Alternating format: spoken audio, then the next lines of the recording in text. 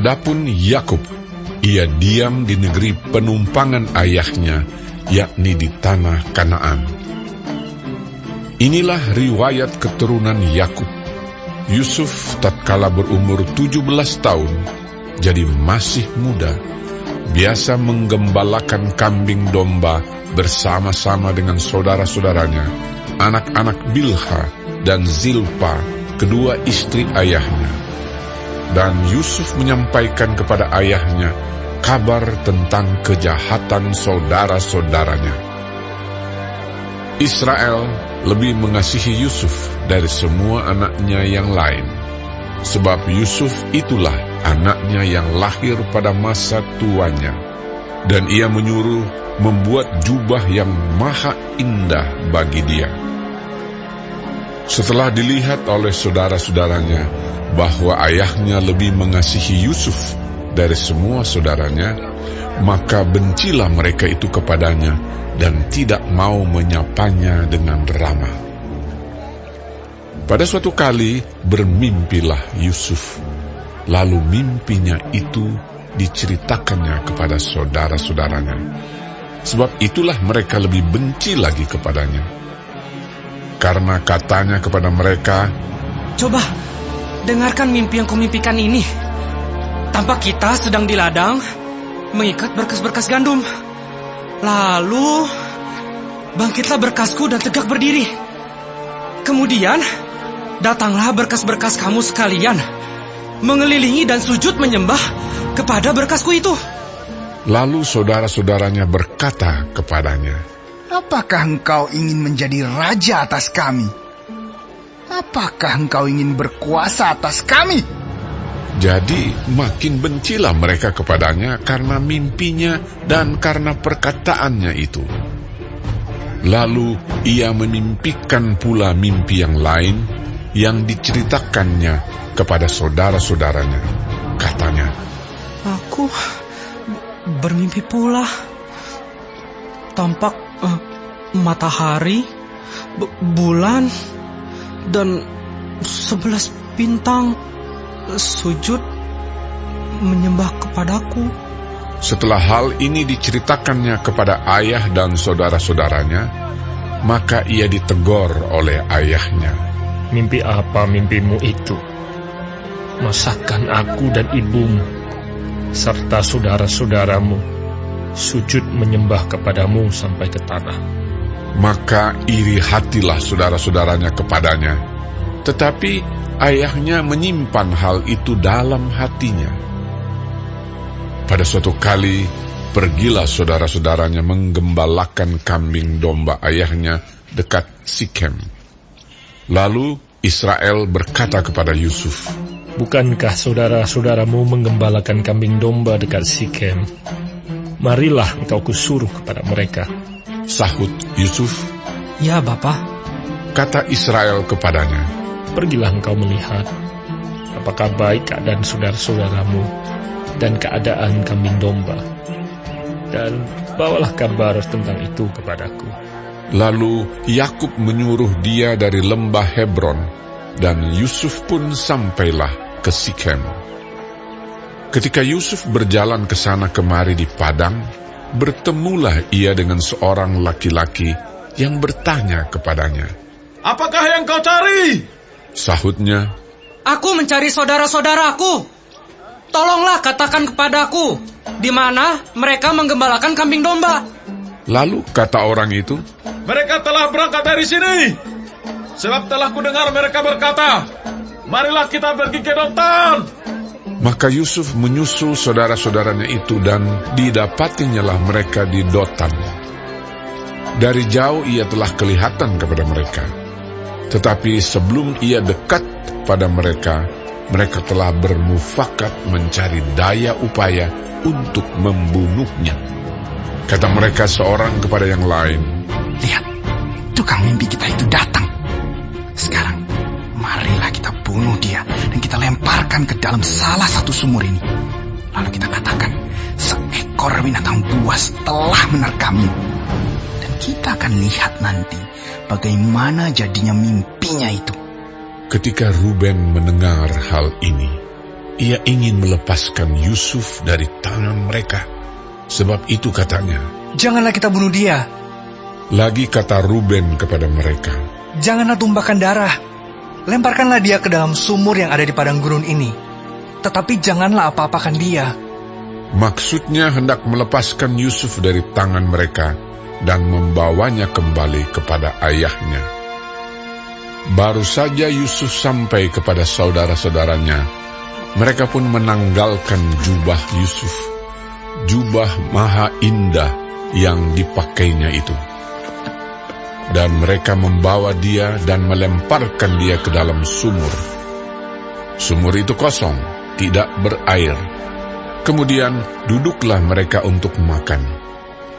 Ketika mereka mengangkat muka, kelihatanlah kepada mereka suatu kafilah orang Ismail datang dari Gilead dengan untanya yang membawa damar, balsam, dan damar ladang dalam perjalanannya mengangkut barang-barang itu ke Mesir.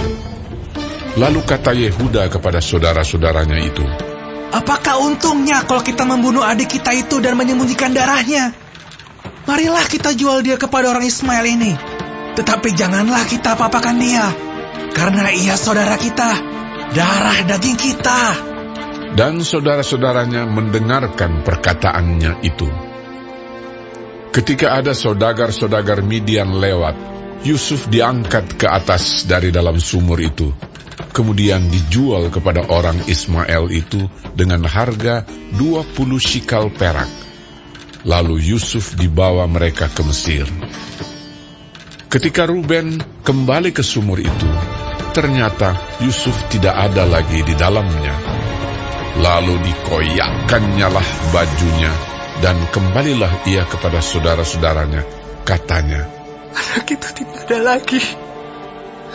Kemanakah aku ini?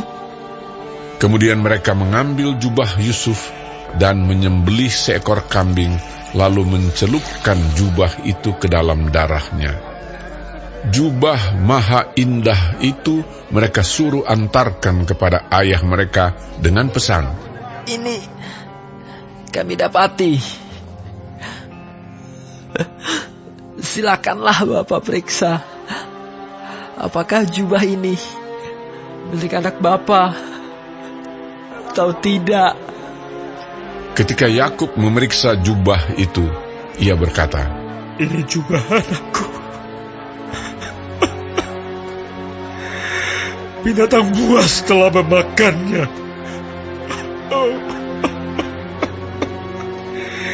Tentulah Yusuf telah diterkam.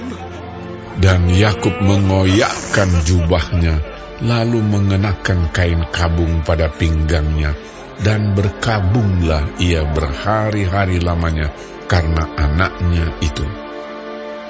Sekalian anaknya laki-laki dan perempuan berusaha menghiburkan dia, tetapi ia menolak dihiburkan, serta katanya, Tidak, aku akan berkabung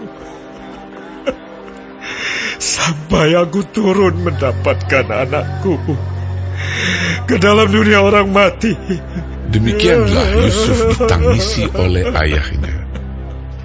Adapun Yusuf, ia dijual oleh orang Midian itu ke Mesir kepada Potifar, seorang pegawai istana Fir'aun, kepala pengawal raja.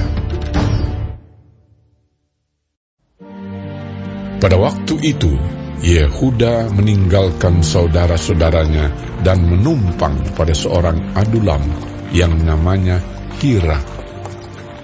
Di situ Yehuda melihat anak perempuan seorang Kanaan. Nama orang itu ialah Shua. Lalu Yehuda kawin dengan perempuan itu dan menghampirinya. Perempuan itu mengandung, lalu melahirkan seorang anak laki-laki dan menamai anak itu Er. Sesudah itu perempuan itu mengandung lagi, lalu melahirkan seorang anak laki-laki dan menamai anak itu Onan. Kemudian perempuan itu melahirkan seorang anak laki-laki sekali lagi dan menamai anak itu Shelah. Yehuda sedang berada di Kezib ketika anak itu dilahirkan. Sesudah itu Yehuda mengambil bagi anak sulungnya, seorang istri yang bernama Tamar. Tetapi anak sulung Yehuda itu adalah jahat di mata Tuhan, maka Tuhan membunuh dia. Lalu berkatalah Yehuda kepada Onan, "Hampirilah istri kakakmu itu. Kawinlah dengan dia sebagai ganti kakakmu, dan bangkitkanlah keturunan bagi kakakmu." Tetapi Onan tahu bahwa bukan ia yang empunya keturunannya nanti. Sebab itu setiap kali ia menghampiri istri kakaknya itu, ia membiarkan maninya terbuang, supaya ia jangan memberi keturunan kepada kakaknya. Tetapi yang dilakukannya itu adalah jahat di mata Tuhan, maka Tuhan membunuh dia juga. Lalu berkatalah Yehuda kepada Tamar, menantunya itu, "Tinggallah sebagai janda di rumah ayahmu, sampai anakku Shelah itu besar.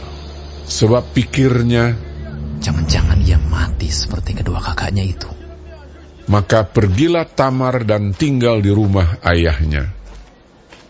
Setelah beberapa lama, matilah anak Shua, istri Yehuda. Habis berkabung, pergilah Yehuda ke Timna, kepada orang-orang yang menggunting bulu domba-dombanya, bersama dengan Hira, sahabatnya, orang Adulam itu. Ketika dikabarkan kepada Tamar, "Bapak mertuamu sedang di jalan ke Timna untuk menggunting bulu domba-dombanya," maka ditanggalkannya lah pakaian kejandaannya, ia bertelekung dan berselubung, lalu pergi duduk di pintu masuk ke Enaim yang di jalan ke Timna.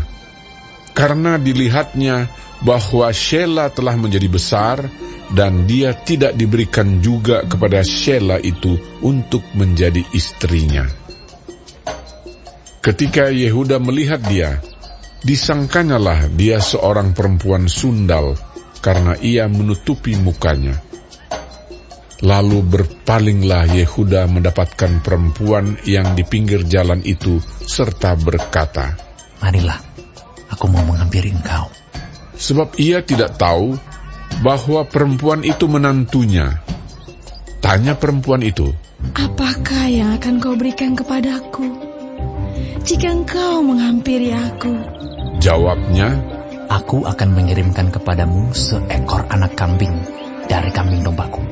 Kata perempuan itu, "Asal engkau memberikan tanggungannya sampai engkau mengirimkannya kepadaku." Tanyanya, "Apakah tanggungan yang harus kuberikan kepadamu?" jawab perempuan itu, "Cap meteraimu, serta kalungmu, dan tongkat yang ada di tanganmu." Lalu diberikannya semuanya itu kepadanya, maka ia menghampirinya. Perempuan itu mengandung daripadanya. Bangunlah perempuan itu, lalu pergi.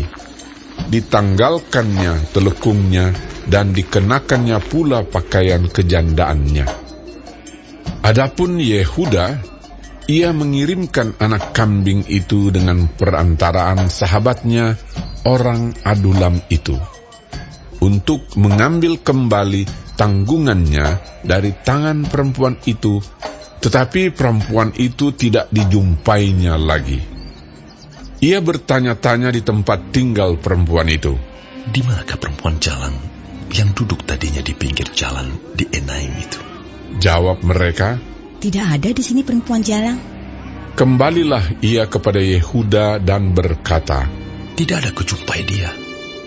Dan juga orang-orang di tempat itu berkata, "Tidak ada perempuan jalang di sini." Lalu berkatalah Yehuda, Biarlah barang-barang itu dipegangnya, supaya kita jangan menjadi buah olok-olok orang. Sungguhlah anak kambing itu telah kukirimkan, tetapi engkau tidak menjumpai perempuan itu. Sesudah kira-kira 3 bulan dikabarkanlah kepada Yehuda, "Tamar menantumu bersundal, bahkan telah mengandung dari persundalannya itu." Lalu kata Yehuda, "Bawalah perempuan itu, supaya dibakar." waktu dibawa, perempuan itu menyuruh orang kepada mertuanya mengatakan, "Dari laki-laki yang mempunyai barang-barang inilah aku mengandung." Juga dikatakannya, "Periksalah, siapa yang mempunyai capat terai serta kalung dan tongkat ini?" Yehuda memeriksa barang-barang itu lalu berkata, Bukan aku, tetapi perempuan itulah yang benar, karena memang aku tidak memberikan dia kepada Shelah, anakku. Dan ia tidak bersetubuh lagi dengan perempuan itu.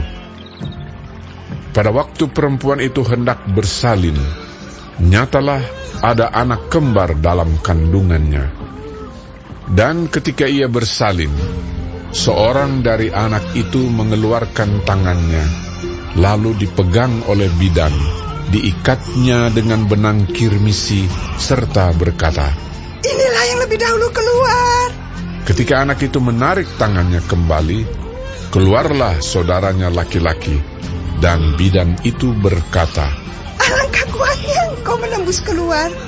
Maka anak itu dinamai Peres. Sesudah itu, keluarlah saudaranya laki-laki yang tangannya telah berikat benang kirmisi itu. Lalu kepadanya diberi nama Zerah.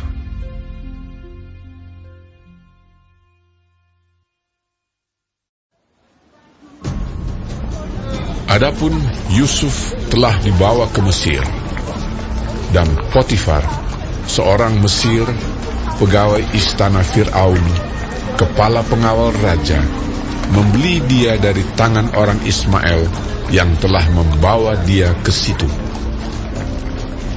Tetapi Tuhan menyertai Yusuf, sehingga ia menjadi seorang yang selalu berhasil dalam pekerjaannya. Maka tinggallah ia di rumah tuannya, orang Mesir itu. Setelah dilihat oleh tuannya bahwa Yusuf disertai Tuhan dan bahwa Tuhan membuat berhasil segala sesuatu yang dikerjakannya, maka Yusuf mendapat kasih tuannya dan ia boleh melayani dia. Kepada Yusuf diberikannya kuasa atas rumahnya dan segala miliknya diserahkannya pada kekuasaan Yusuf. Sejak ia memberikan kuasa dalam rumahnya dan atas segala miliknya kepada Yusuf, Tuhan memberkati rumah orang Mesir itu karena Yusuf, sehingga berkat Tuhan ada atas segala miliknya, baik yang di rumah maupun yang di ladang. Segala miliknya diserahkannya pada kekuasaan Yusuf, dan dengan bantuan Yusuf, ia tidak usah lagi mengatur apa-apapun selain dari makanannya sendiri. Adapun Yusuf itu manis sikapnya dan elok parasnya. Selang beberapa waktu, istri tuannya memandang Yusuf dengan berahi, lalu katanya, "Marilah tidur dengan aku." Tetapi Yusuf menolak dan berkata kepada istri tuannya itu, "Dengan bantuanku, tuanku itu tidak lagi mengatur apa yang ada di rumah ini. Dan ia telah menyerahkan segala miliknya pada kekuasaanku. Bahkan di rumah ini, ia tidak lebih besar kuasanya daripadaku. Dan tiada yang tidak diserahkannya kepadaku selain daripada engkau, sebab engkau istrinya. Bagaimana mungkin aku melakukan kejahatan yang besar ini dan berbuat dosa terhadap Allah?" Walaupun dari hari ke hari perempuan itu membujuk Yusuf, Yusuf tidak mendengarkan bujukannya itu untuk tidur di sisinya dan bersetubuh dengan dia. Pada suatu hari, masuklah Yusuf ke dalam rumah untuk melakukan pekerjaannya. Sedang dari seisi rumah itu, seorang pun tidak ada di rumah. Lalu perempuan itu memegang baju Yusuf sambil berkata, "Marilah tidur dengan aku." Tetapi Yusuf meninggalkan bajunya di tangan perempuan itu dan lari keluar. Ketika dilihat perempuan itu bahwa Yusuf meninggalkan bajunya dalam tangannya dan telah lari keluar, Dipanggilnyalah seisi rumah itu, lalu katanya kepada mereka, Lihat, dibawanya kemari seorang Ibrani, supaya orang ini dapat mempermainkan kita. Orang ini mendekati aku untuk tidur dengan aku. Tetapi aku berteriak-teriak dengan suara keras. Dan ketika didengarnya bahwa aku berteriak sekeras-kerasnya, ditinggalkannya lah bajunya padaku. Lalu ia lari keluar. juga ditaruhnya baju Yusuf itu di sisinya sampai tuan rumah pulang.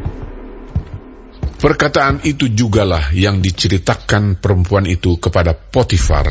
Katanya, hamba orang Ibrani yang kau bawa kemari itu datang kepadaku untuk mempermainkan aku. Tetapi ketika aku berteriak sekeras-kerasnya, ditinggalkannya bajunya padaku. Lalu ia lari keluar. baru saja didengar oleh tuannya perkataan yang diceritakan istrinya kepadanya. Begitulah aku diperlakukan oleh hambamu itu. Maka bangkitlah amarahnya. Lalu Yusuf ditangkap oleh tuannya dan dimasukkan ke dalam penjara, tempat tahanan-tahanan raja dikurung. Demikianlah Yusuf dipenjarakan di sana. Tetapi Tuhan menyertai Yusuf dan melimpahkan kasih setianya kepadanya, dan membuat Yusuf kesayangan bagi kepala penjara itu. Sebab itu kepala penjara mempercayakan semua tahanan dalam penjara itu kepada Yusuf, dan segala pekerjaan yang harus dilakukan di situ dialah yang mengurusnya. Dan kepala penjara tidak mencampuri segala yang dipercayakannya kepada Yusuf, karena Tuhan menyertai dia, dan apa yang dikerjakannya dibuat Tuhan berhasil.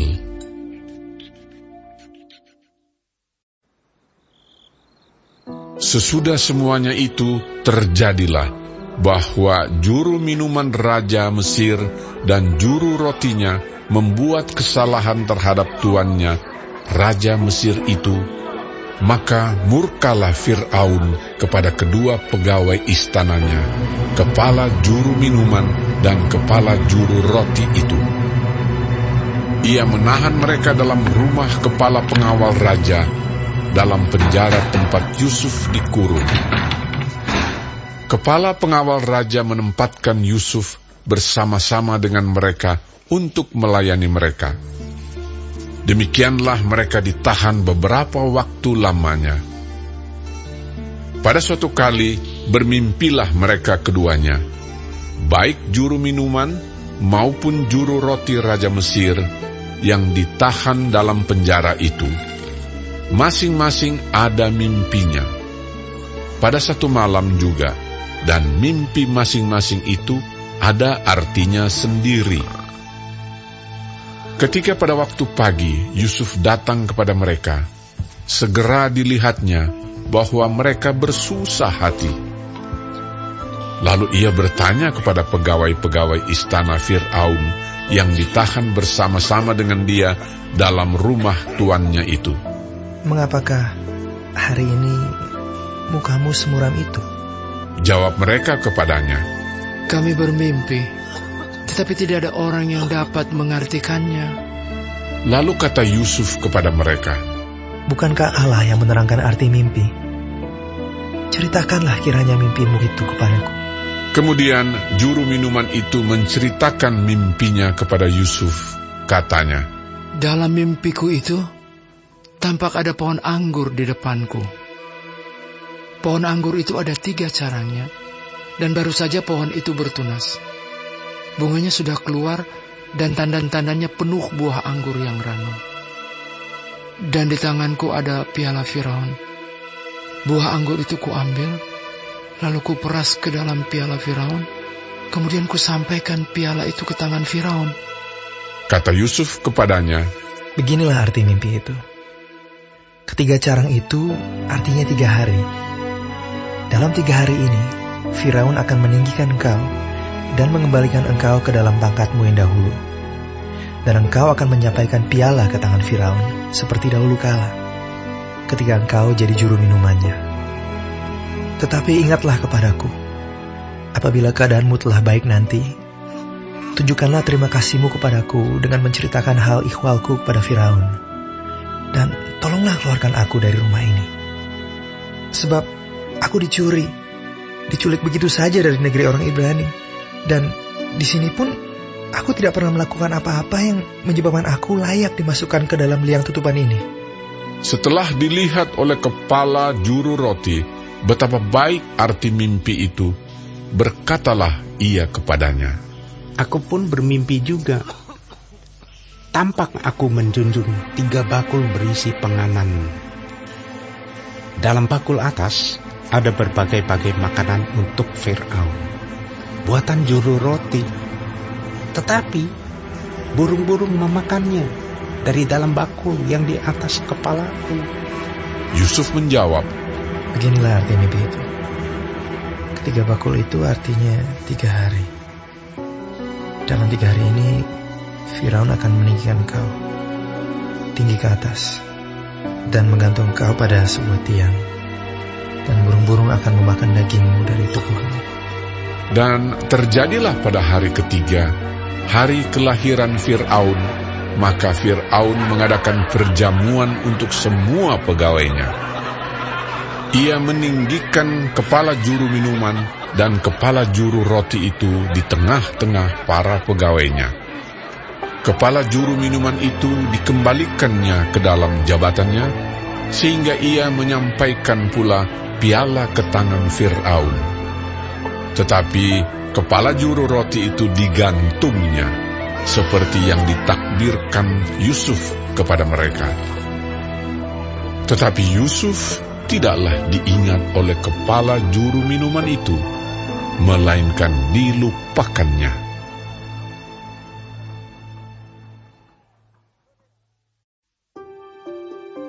Setelah lewat 2 tahun lamanya, bermimpilah Fir'aun bahwa ia berdiri di tepi sungai Nil. Tampaklah dari sungai Nil itu keluar 7 ekor lembu yang indah bangunnya dan gemuk badannya, lalu memakan rumput yang di tepi sungai itu. Kemudian tampaklah juga 7 ekor lembu yang lain yang keluar dari dalam sungai Nil itu, buruk bangunnya dan kurus badannya, lalu berdiri di samping lembu-lembu yang tadi di tepi sungai itu. Lembu-lembu yang buruk bangunnya dan kurus badannya itu memakan ke-7 ekor lembu yang indah bangunnya dan gemuk itu, lalu terjagalah Fir'aun. Setelah itu tertidur pulalah ia dan bermimpi kedua kalinya. Tampak timbul dari satu tangkai 7 bulir gandum yang bernas dan baik. Tetapi kemudian tampaklah juga tumbuh 7 bulir gandum yang kurus dan layu oleh angin timur. Bulir yang kurus itu menelan ke-7 bulir yang bernas dan berisi tadi. Lalu terjagalah Fir'aun. Agaknya ia bermimpi. Pada waktu pagi, gelisahlah hatinya. Lalu disuruhnyalah memanggil semua ahli dan semua orang berilmu di Mesir. Fir'aun menceritakan mimpinya kepada mereka, tetapi seorang pun tidak ada yang dapat mengartikannya kepadanya. Lalu berkatalah kepala juru minuman kepada Fir'aun, Hari ini aku merasa perlu menyebutkan kesalahanku yang dahulu. Waktu itu tuanku Firaun murka kepada pegawai-pegawainya dan menahan aku dalam rumah pengawal istana beserta dengan kepala juru roti. Pada Sabtu malam juga kami bermimpi. Aku dan kepala juru roti itu masing-masing mempunyai mimpi dengan artinya sendiri. Bersama-sama dengan kami, ada di sana seorang muda Ibrani, hamba kepala pengawal istana itu. Kami menceritakan mimpi kami kepadanya, lalu diartikannya kepada kami mimpi kami masing-masing. Dan seperti yang diartikannya itu kepada kami, demikianlah pula terjadi. Aku dikembalikan ke dalam pangkatku, dan kepala juru roti itu digantung. Kemudian Fir'aun menyuruh memanggil Yusuf. Segeralah ia dikeluarkan dari tutupan. Ia bercukur dan berganti pakaian, lalu pergi menghadap Fir'aun. Berkatalah Fir'aun kepada Yusuf, "Aku telah bermimpi, dan seorang pun tidak ada yang dapat mengartikannya. Tetapi telah kudengar tentang engkau. Hanya dengan mendengar mimpi saja, engkau dapat mengartikannya." Yusuf menyahut Fir'aun, "Bukan sekali-kali aku, melainkan Allah juga yang akan memberitakan kesejahteraan kepada tuanku Firaun." Lalu berkatalah Fir'aun kepada Yusuf, "Dalam mimpiku itu, aku berdiri di tepi sungai Nil. Lalu tampaklah dari sungai Nil itu keluar 7 ekor lembu yang gemuk badannya dan indah bentuknya, dan makan rumput yang di tepi sungai itu.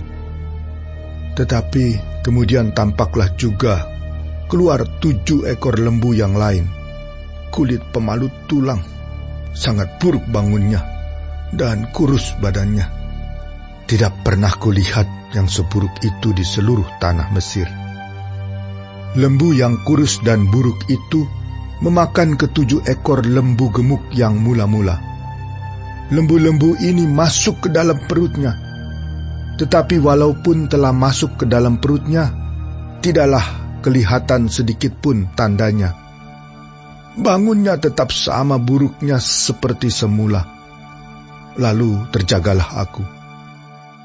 Selanjutnya, dalam mimpiku itu kulihat timbul dari satu tangkai 7 bulir gandum yang berisi dan baik.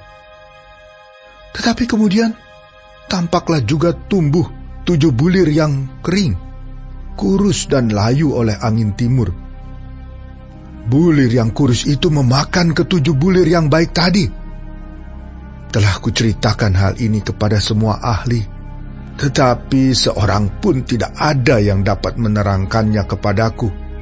Lalu kata Yusuf kepada Fir'aun, "Kedua mimpi tuanku Firaun itu sama.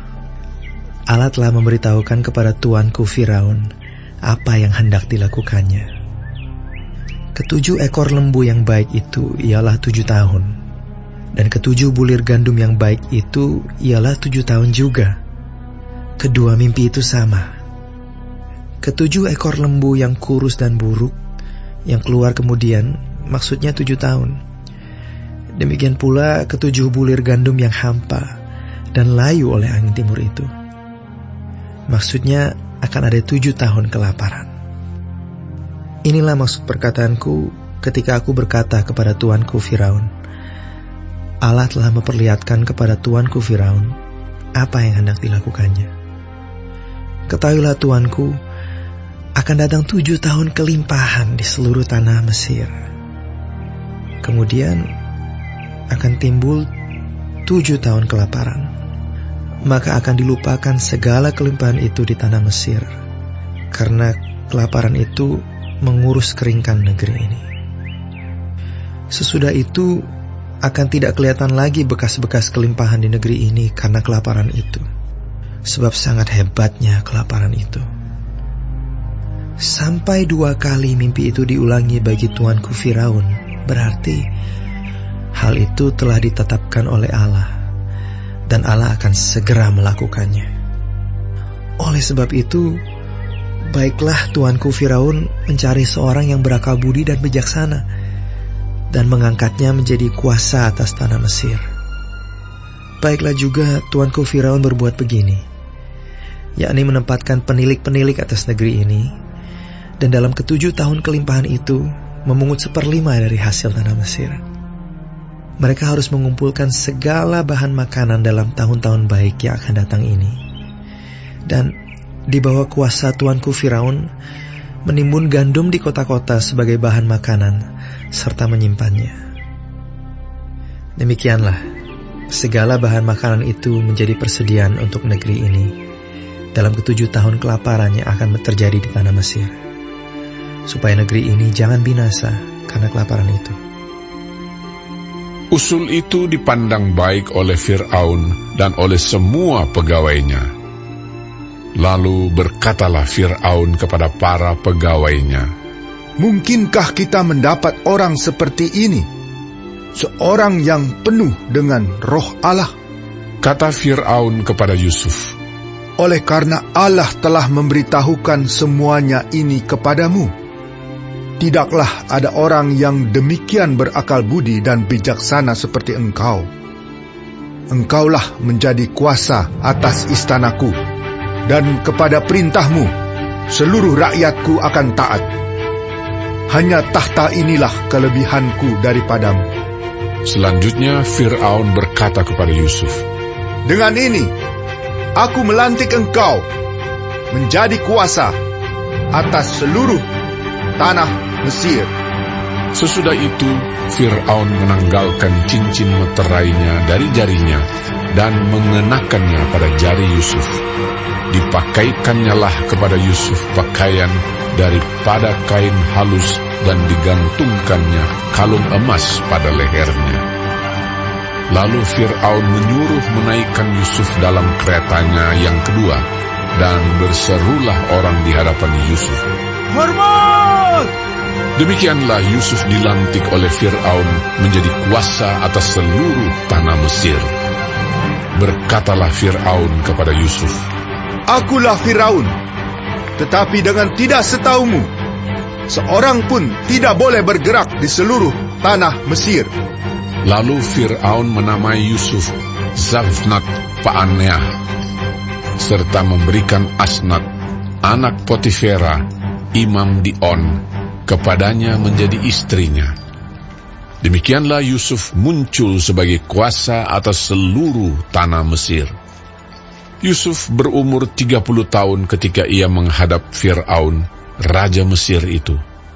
Maka pergilah Yusuf dari depan Fir'aun, lalu dikelilinginya seluruh tanah Mesir.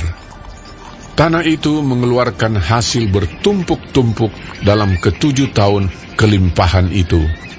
Maka Yusuf mengumpulkan segala bahan makanan ke-7 tahun kelimpahan yang ada di tanah Mesir, lalu disimpannya di kota-kota. Hasil daerah sekitar tiap-tiap kota disimpan di dalam kota itu. Demikianlah Yusuf menimbun gandum seperti pasir di laut, sangat banyak, sehingga orang berhenti menghitungnya, karena memang tidak terhitung. Sebelum datang tahun kelaparan itu, lahirlah bagi Yusuf 2 orang anak laki-laki yang dilahirkan oleh Asnat, anak Potifera, imam di On. Yusuf memberi nama Manasye kepada anak sulungnya itu, sebab katanya, "Allah telah membuat aku lupa sama sekali kepada kesukaranku dan kepada rumah bapakku." Dan kepada anaknya yang kedua diberinya nama Efraim, sebab katanya, "Allah membuat aku mendapat anak dalam negeri kesengsaraanku." Setelah lewat ke-7 tahun kelimpahan yang ada di tanah Mesir itu, mulailah datang 7 tahun kelaparan, seperti yang telah dikatakan Yusuf. Dalam segala negeri ada kelaparan, tetapi di seluruh negeri Mesir ada roti. Ketika seluruh negeri Mesir menderita kelaparan, dan rakyat berteriak meminta roti kepada Fir'aun, berkatalah Fir'aun kepada semua orang Mesir, "Pergilah kepada Yusuf, perbuatlah apa yang akan dikatakannya kepadamu." Kelaparan itu merajalela di seluruh bumi. Maka Yusuf membuka segala lumbung dan menjual gandum kepada orang Mesir, sebab makin hebat kelaparan itu di tanah Mesir.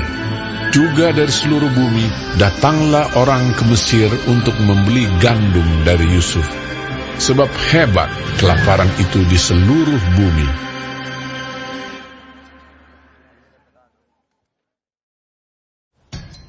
Setelah Yakub mendapat kabar bahwa ada gandum di Mesir, berkatalah ia kepada anak-anaknya, "Mengapa kamu berpandang-pandangan saja?"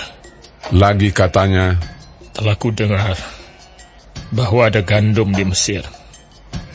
Pergilah ke sana dan belilah gandum di sana untuk kita, supaya kita tetap hidup dan jangan mati." Lalu pergilah 10 orang saudara Yusuf untuk membeli gandum di Mesir. Tetapi Yakub tidak membiarkan Benyamin, adik Yusuf, pergi bersama-sama dengan saudara-saudaranya, sebab pikirnya, jangan-jangan ia ditimpa kecelakaan nanti. Jadi di antara orang yang datang membeli gandum, terdapatlah juga anak-anak Israel, sebab ada kelaparan di tanah Kanaan. Sementara itu, Yusuf telah menjadi mangku bumi di negeri itu. Dialah yang menjual gandum kepada seluruh rakyat negeri itu. Jadi, ketika saudara-saudara Yusuf datang, kepadanya lah mereka menghadap dan sujud dengan mukanya sampai ke tanah. Ketika Yusuf melihat saudara-saudaranya, segeralah mereka dikenalnya. Tetapi ia berlaku seolah-olah ia seorang asing kepada mereka.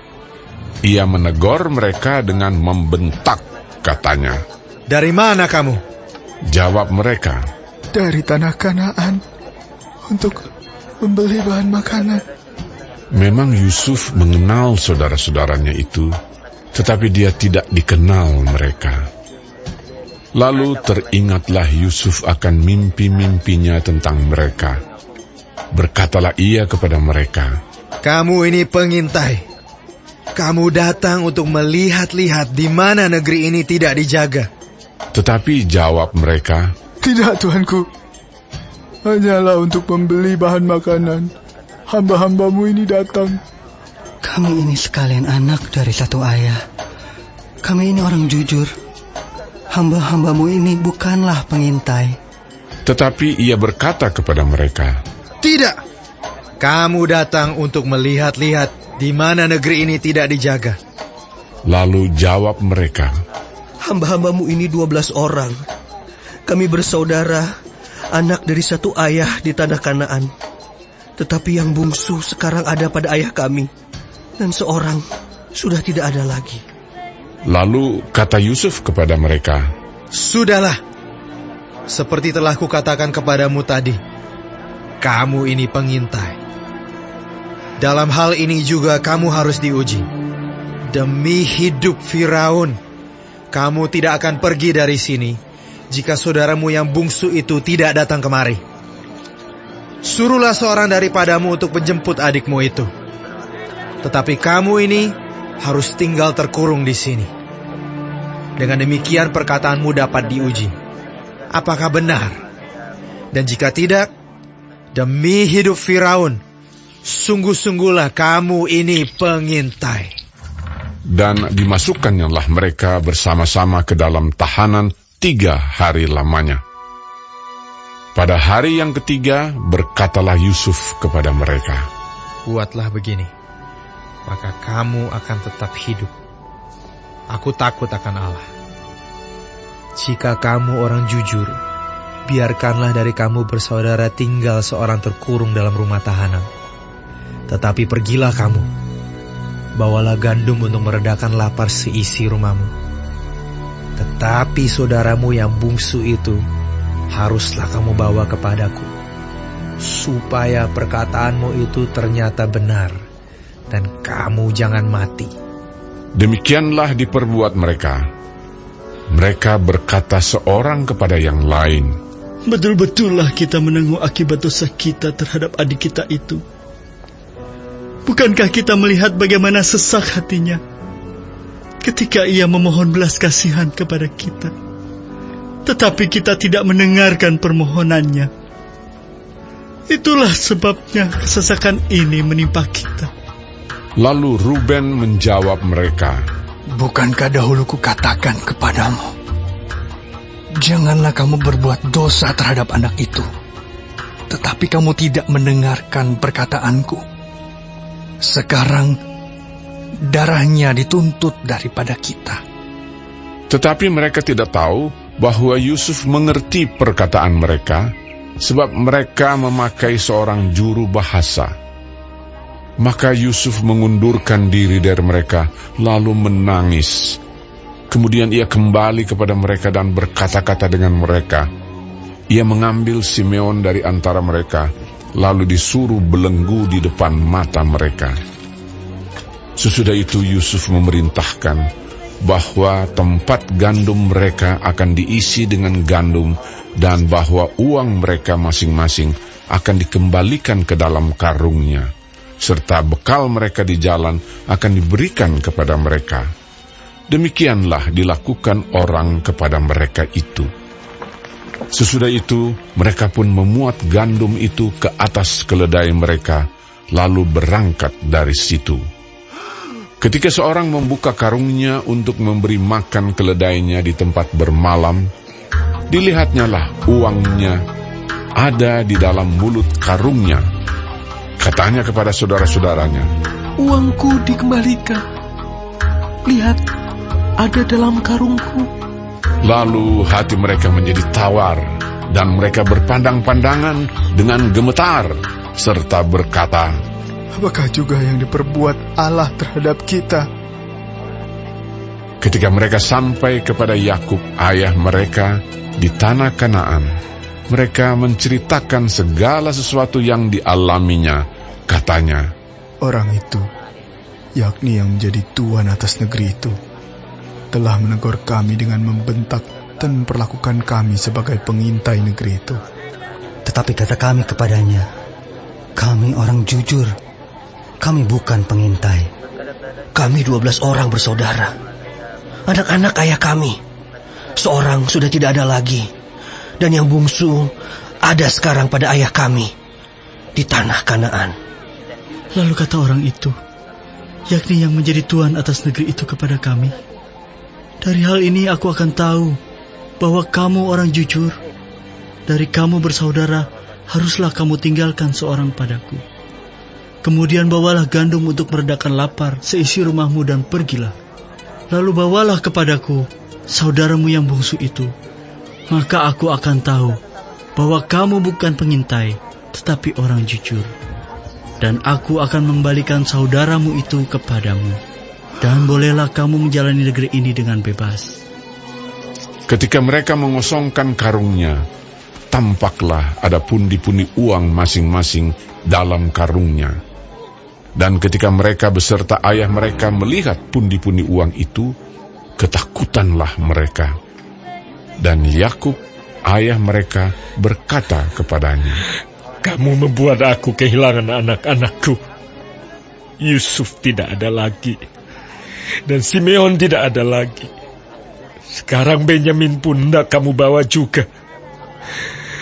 Aku inilah yang menanggung segala-galanya itu." Lalu berkatalah Ruben kepada ayahnya, "Kedua anakku laki-laki boleh engkau bunuh, jika ia tidak kubawa kepadamu. Serahkanlah dia ke dalam tanganku, maka dia akan kubawa kembali kepadamu." Tetapi jawabnya, "Anakku itu tidak akan pergi ke sana bersama-sama dengan kamu, sebab kakaknya telah mati, dan hanya dialah yang tinggal. Jika dia ditimpa kecelakaan di jalan yang akan kamu tempuh, maka tentulah kamu akan menyebabkan aku yang ubanan ini turun ke dunia orang mati karena duka cita."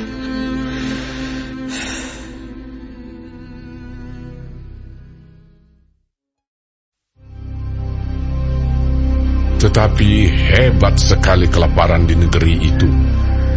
Dan setelah gandum yang dibawa mereka dari Mesir habis dimakan, berkatalah ayah mereka, "Pergilah pula membeli sedikit bahan makanan untuk kita, Lalu Yehuda menjawabnya, Orang itu telah memperingatkan kami dengan sungguh-sungguh. Kamu tidak boleh melihat mukaku jika adikmu itu tidak ada bersama-sama dengan kamu. Jika engkau mau biarkan adik kami pergi bersama-sama dengan kami, maka kami mau pergi ke sana dan membeli bahan makanan bagimu. Tetapi jika engkau tidak mau biarkan dia pergi, maka kami tidak akan pergi ke sana. Sebab orang itu telah berkata kepada kami, kamu tidak boleh melihat mukaku jika adikmu itu tidak ada bersama-sama dengan kamu. Lalu berkatalah Israel, Mengapa kamu mendatangkan malapetaka kepadaku dengan memberitahukan kepada orang itu bahwa masih ada adikmu seorang? Jawab mereka, Orang itu telah menanyai kami dengan seksama tentang kami sendiri dan tentang sanak saudara kita. Masih hidupkah ayahmu? Adakah adikmu lagi? Dan kami telah memberitahukan semuanya kepadanya, seperti yang sebenarnya.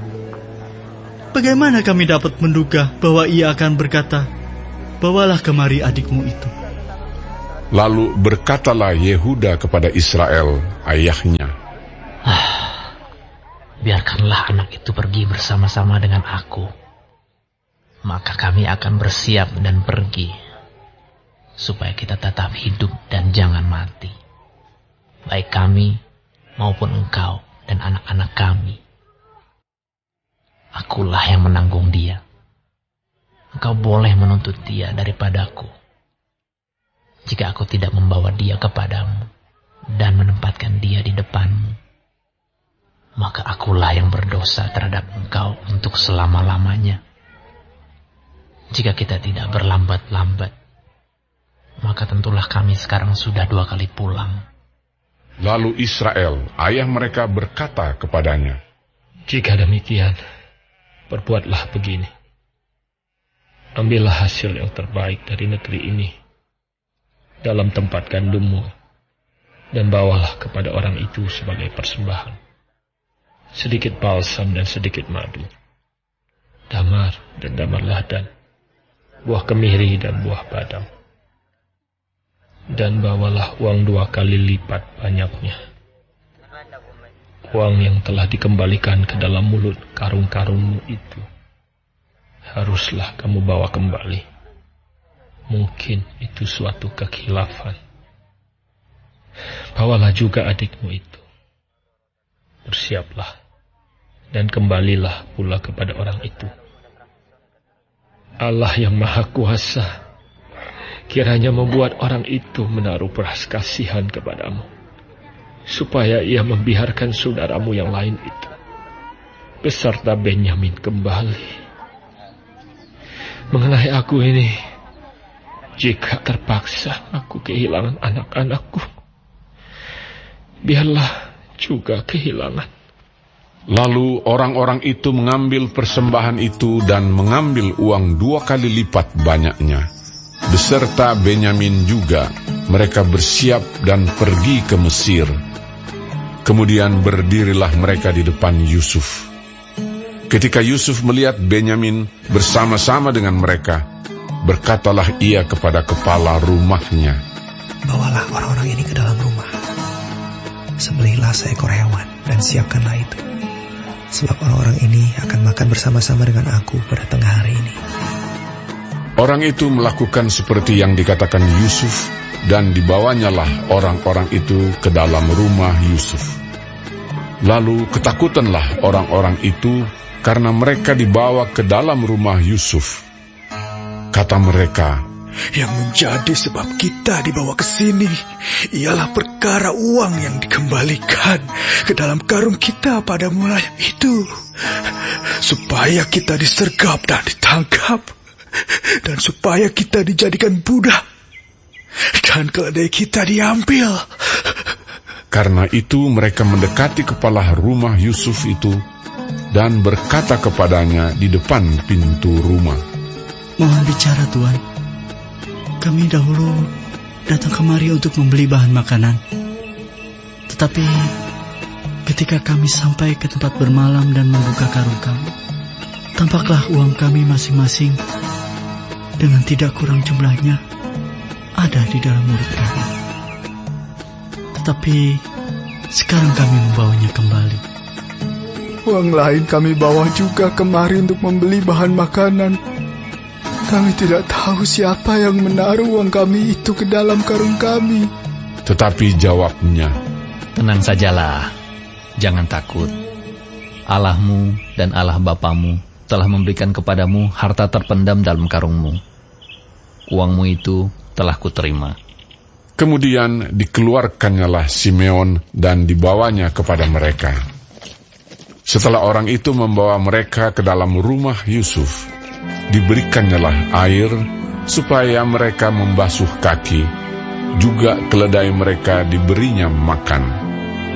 Sesudah itu mereka menyiapkan persembahannya, menantikan Yusuf datang pada waktu tengah hari, sebab mereka telah mendengar bahwa mereka akan makan di situ.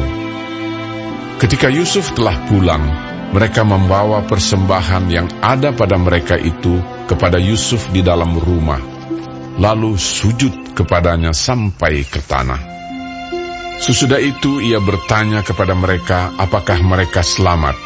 Lagi katanya, apakah ayahmu yang tua yang kamu sebutkan itu selamat? Masih hidupkah ia? Jawab mereka, hambamu, ayah kami, ada, selamat, ia masih hidup. Sesudah itu berlututlah mereka dan sujud. Ketika Yusuf memandang kepada mereka, dilihatnyalah Benyamin adiknya yang seibu dengan dia. Lalu katanya, inikah adikmu yang bungsu itu yang telah kamu sebut-sebut kepadaku? Lagi katanya, Allah kiranya memberikan kasih karunia kepadamu, anakku. Lalu segeralah Yusuf pergi dari situ, sebab hatinya sangat terharu merindukan adiknya itu, dan dicarinyalah tempat untuk menangis. Ia masuk ke dalam kamar, lalu menangis di situ. Sesudah itu dibasuhnyalah mukanya, dan ia tampil keluar. Ia menahan hatinya dan berkata, hidangkanlah makanan. Lalu dihidangkanlah makanan bagi Yusuf tersendiri, bagi saudara-saudaranya tersendiri, dan bagi orang-orang Mesir yang bersama-sama makan dengan mereka itu tersendiri. Sebab orang Mesir tidak boleh makan bersama-sama dengan orang Ibrani, karena hal itu suatu kekejian bagi orang Mesir. Saudara-saudaranya itu duduk di depan Yusuf, dari yang sulung sampai yang bungsu, sehingga mereka berpandang-pandangan dengan heran. Lalu disajikan kepada mereka hidangan dari meja Yusuf. Tetapi yang diterima Benyamin adalah 5 kali lebih banyak daripada setiap orang yang lain. Lalu minumlah mereka dan bersukaria bersama-sama dengan dia.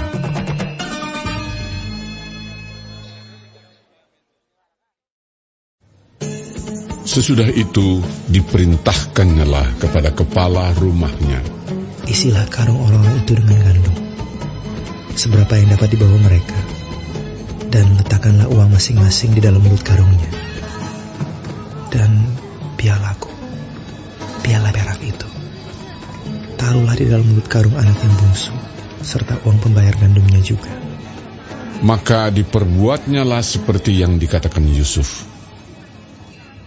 Ketika paginya hari terang tanah, orang melepas mereka beserta keledai mereka.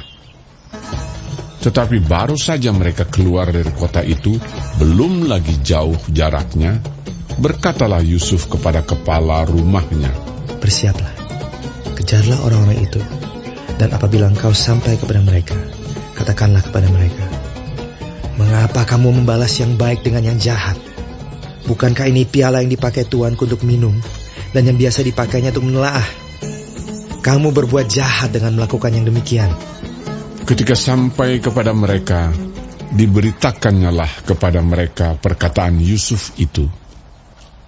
Jawab mereka kepadanya, mengapa tuanku mengatakan perkataan yang demikian? Jauhlah daripada hamba-hambamu ini untuk berbuat begitu.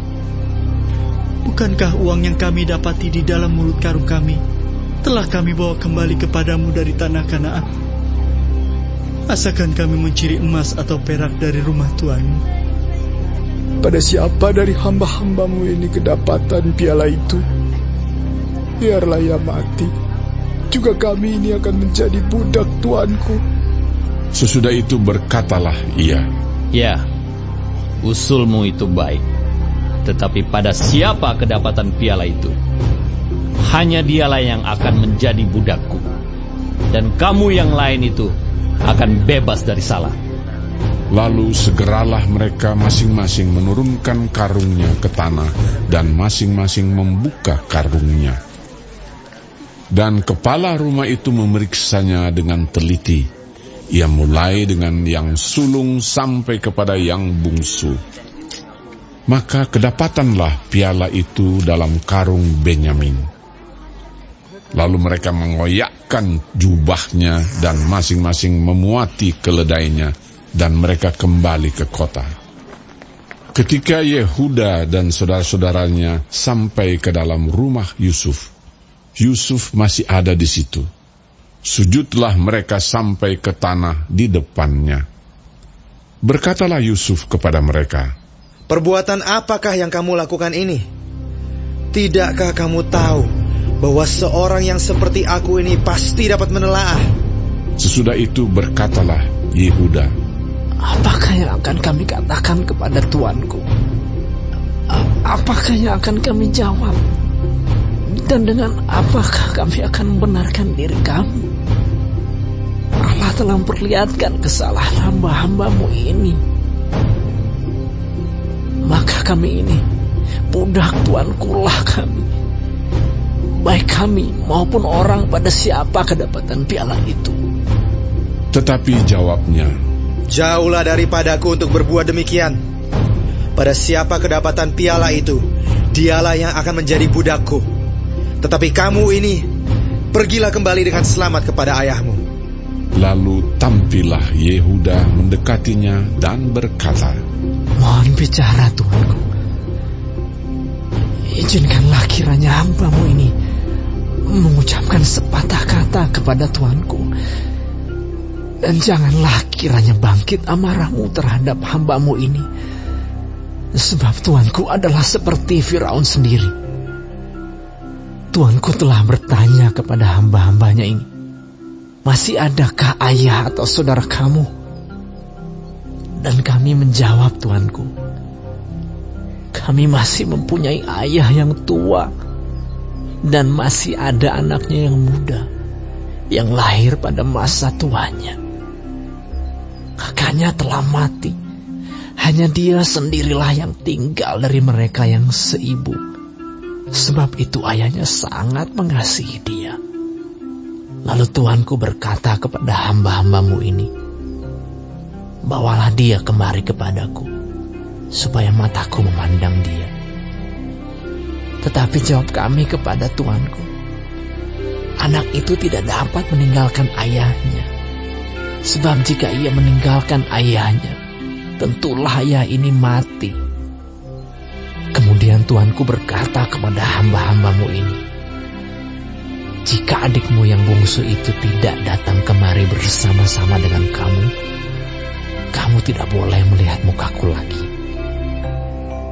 Setelah kami kembali kepada hambamu, ayahku, maka kami memberitahukan kepadanya perkataan tuanku itu. Kemudian ayah kami berkata, Kembalilah kamu membeli sedikit bahan makanan bagi kita. Tetapi jawab kami tidak dapat pergi ke sana. Jika adik kami yang bungsu bersama-sama dengan kami, barulah kami akan pergi ke sana. Sebab kami tidak boleh melihat muka orang itu, apabila adik kami yang bungsu tidak bersama-sama dengan kami. Kemudian berkatalah hambamu, ayahku, kepada kami, Kamu tahu bahwa istriku telah melahirkan 2 orang anak bagiku. Yang seorang telah pergi daripadaku, dan aku telah berkata, Tentulah ia diterkam oleh binatang buas. Dan sampai sekarang, aku tidak melihat dia kembali. Jika anak ini kamu ambil pula daripadaku, dan ia ditimpa kecelakaan, maka tentulah kamu akan menyebabkan aku yang ubanan ini turun ke dunia orang mati karena nasib celaka. Maka sekarang, apabila aku datang kepada hamba-Mu, ayahku, dan tidak ada bersama-sama dengan kami anak itu, padahal ayahku tidak dapat hidup tanpa dia, tentulah akan terjadi apabila dilihatnya anak itu tidak ada, bahwa ia akan mati, dan hamba-hamba-Mu ini akan menyebabkan hamba-Mu, ayah kami yang ubanan itu, turun ke dunia orang mati karena duka cita. Tetapi hamba-Mu ini telah menanggung anak itu terhadap ayahku dengan perkataan, jika aku tidak membawanya kembali kepada Bapa, maka akulah yang berdosa kepada Bapa untuk selama-lamanya. Oleh sebab itu, baiklah hamba-Mu ini tinggal menjadi budak tuanku menggantikan anak itu. Dan biarlah anak itu pulang bersama-sama dengan saudara-saudaranya.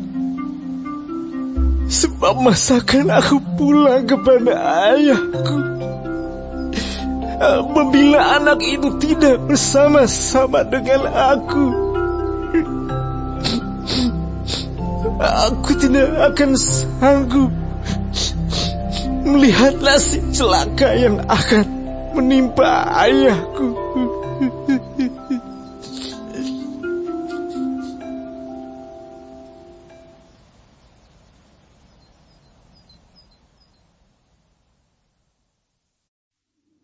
Ketika itu Yusuf tidak dapat menahan hatinya lagi di depan semua orang yang berdiri di dekatnya. Lalu berserulah ia, "Suruhlah keluar semua orang dari sini." Maka tidak ada seorang pun yang tinggal di situ bersama-sama Yusuf ketika ia memperkenalkan dirinya kepada saudara-saudaranya. Setelah itu menangislah ia keras-keras, sehingga kedengaran kepada orang Mesir dan kepada seisi istana Firaun. Dan Yusuf berkata kepada saudara-saudaranya, "Akulah Yusuf. Masih hidupkah Bapa?" Tetapi saudara-saudaranya tidak dapat menjawabnya, sebab mereka takut dan gemetar menghadapi dia. Lalu kata Yusuf kepada saudara-saudaranya itu, "Marilah dekat-dekat." Maka mendekatlah mereka. Katanya lagi, "Akulah Yusuf, saudaramu yang kamu jual ke Mesir. Tetapi sekarang janganlah bersusah hati, dan janganlah menyesali diri, karena kamu menjual aku ke sini. Sebab untuk memelihara kehidupanlah Allah menyuruh aku mendahului kamu. Karena telah 2 tahun ada kelaparan dalam negeri ini, dan selama 5 tahun lagi orang tidak akan membajak atau menuai. Maka Allah telah menyuruh aku mendahului kamu untuk menjamin kelanjutan keturunanmu di bumi ini, dan untuk memelihara hidupmu, sehingga sebagian besar daripadamu tertolong. Jadi bukanlah kamu yang menyuruh aku ke sini, tetapi Allah. Dialah yang telah menempatkan aku sebagai bapa bagi Firaun dan tuan atas seluruh istananya, dan sebagai kuasa atas seluruh tanah Mesir. Segeralah kamu kembali kepada Bapa dan katakanlah kepadanya, beginilah kata Yusuf anakmu, Allah telah menempatkan aku sebagai tuan atas seluruh Mesir. Datanglah mendapatkan aku, janganlah tunggu-tunggu. Engkau akan tinggal di tanah Goshen dan akan dekat kepadaku. Engkau serta anak dan cucumu, kambing domba dan lembu sapimu, dan segala milikmu. Di sanalah aku memelihara engkau, sebab kelaparan ini masih ada 5 tahun lagi, supaya engkau jangan jatuh miskin bersama seisi rumahmu dan semua orang yang ikut serta dengan engkau. Dan kamu telah melihat dengan mata sendiri, dan saudaraku Benyamin juga, bahwa mulutku sendiri mengatakannya kepadamu. Sebab itu ceritakanlah kepada Bapa segala kemuliaanku di negeri Mesir ini, dan segala yang telah kamu lihat. Kemudian segeralah bawa Bapa kemari. Lalu dipeluknyalah leher Benyamin, adiknya itu, dan menangislah ia, dan menangis pulalah Benyamin pada bahu Yusuf. Yusuf mencium semua saudaranya itu dengan mesra, dan ia menangis sambil memeluk mereka. Sesudah itu, barulah saudara-saudaranya bercakap-cakap dengan dia. Ketika dalam istana Firaun terdengar kabar bahwa saudara-saudara Yusuf datang, hal itu diterima dengan baik oleh Firaun dan pegawai-pegawainya. Lalu berkatalah Firaun kepada Yusuf, "Katakanlah kepada saudara-saudaramu, buatlah begini, muatilah binatang-binatangmu dan pergilah ke tanah Kanaan. Jemputlah ayahmu dan seisi rumahmu dan datanglah mendapatkan aku. Maka aku akan memberikan kepadamu apa yang paling baik di tanah Mesir, sehingga kamu akan mengecap kesuburan tanah ini. Selanjutnya, engkau mendapat perintah mengatakan kepada mereka, buatlah begini, bawalah kereta dari tanah Mesir untuk anak-anakmu dan istri-istrimu, jemputlah ayahmu dari sana, dan datanglah kemari. Janganlah kamu merasa sayang meninggalkan barang-barangmu, sebab apa yang paling baik di seluruh tanah Mesir ini adalah milikmu." Demikianlah dilakukan oleh anak-anak Israel itu. Yusuf memberikan kereta kepada mereka menurut perintah Firaun. Juga diberikan kepada mereka bekal di jalan. Kepada mereka masing-masing diberikannya sepotong pesalin, dan kepada Benyamin diberikannya 300 uang perak dan 5 potong pesalin. Di samping itu kepada ayahnya dikirimkannya 10 ekor keledai jantan, dimuati dengan apa yang paling baik di Mesir. Lagi pula 10 ekor keledai betina dimuati dengan gandum dan roti dan makanan untuk ayahnya dalam perjalanan. Kemudian ia melepas saudara-saudaranya serta berkata kepada mereka, "Janganlah berbantah-bantah di jalan." Demikianlah mereka pergi dari tanah Mesir dan sampai di tanah Kanaan kepada Yakub ayah mereka. Mereka menceritakan kepadanya, Yusuf masih hidup. Bahkan dialah yang menjadi kuasa atas seluruh tanah Mesir. Tetapi hati Yakub tetap dingin, sebab ia tidak dapat mempercayai mereka. Tetapi ketika mereka menyampaikan kepadanya segala perkataan yang diucapkan Yusuf, dan ketika dilihatnya kereta yang dikirim oleh Yusuf untuk menjemputnya, maka bangkitlah kembali semangat Yakub, ayah mereka itu. Kata Yakub, "Cukuplah itu. Anakku Yusuf masih hidup. Aku mau pergi melihatnya sebelum aku mati."